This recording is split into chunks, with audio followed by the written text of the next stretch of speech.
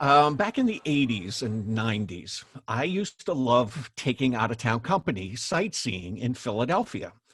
And the first time or two, it's pretty easy to plan. I mean, you just do all the typical touristy stuff.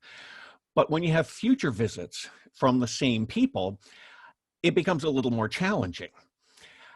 But I discovered that most of my guests were fascinated when we would go past what was then the Bellevue Stratford Hotel.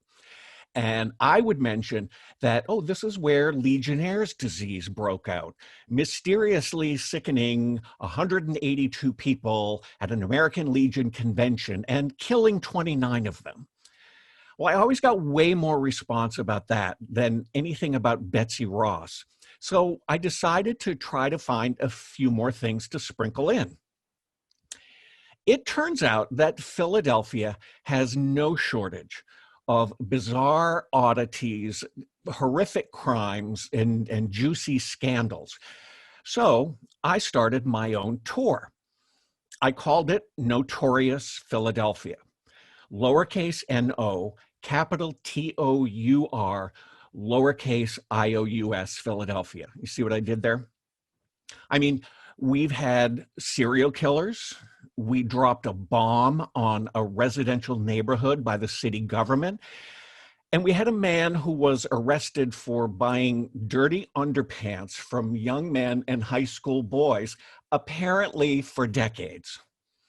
So I can give you more details about this tour in another story slam, but this story is about when the Philadelphia Convention and Visitors Bureau met noTOURious Philadelphia.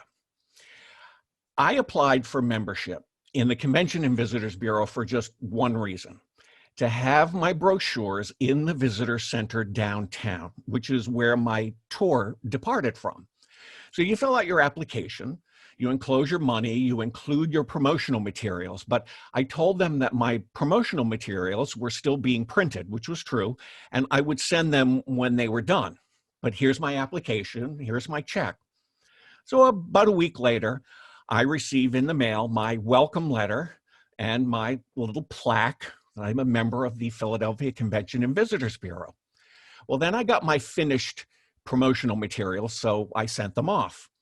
And it was a brochure that was designed in the style of 50s pulp fiction crime stories. So it featured Philadelphia City Hall Tower against a black background with swipes of red letters that said murder, bombs, dirty underpants. And all of this was illustrated like they were ripped from the headlines.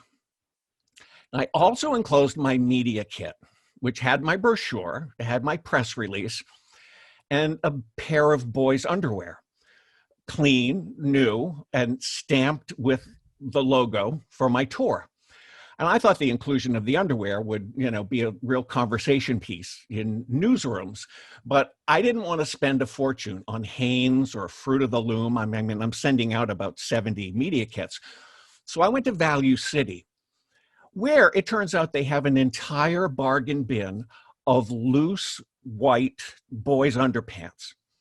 So I filled my shopping cart with underpants, and I went to the checkout and waited to see if I got any noticeable reaction. Nothing.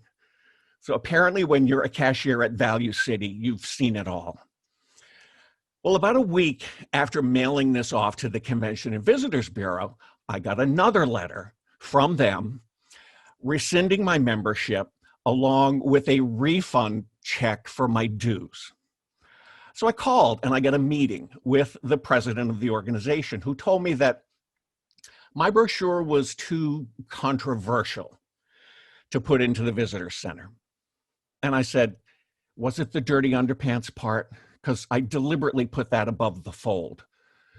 And he said that it was the general tone was really not fitting.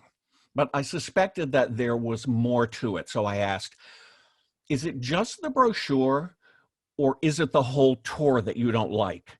Because I can change the brochure, but I'm not changing the tour.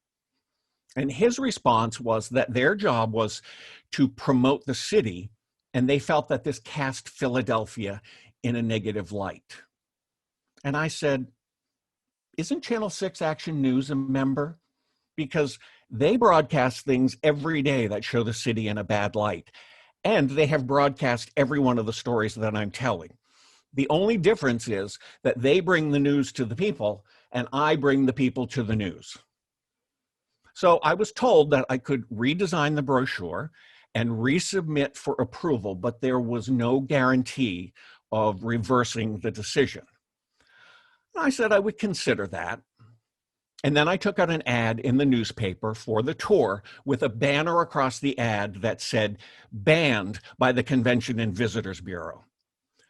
Well, this generated a frantic phone call from them, and soon my newly redesigned, somewhat neutered brochures were placed alongside the other brochures in the visitor center and offered tourists a more scandalous alternative to the traditional colonial history in Philadelphia.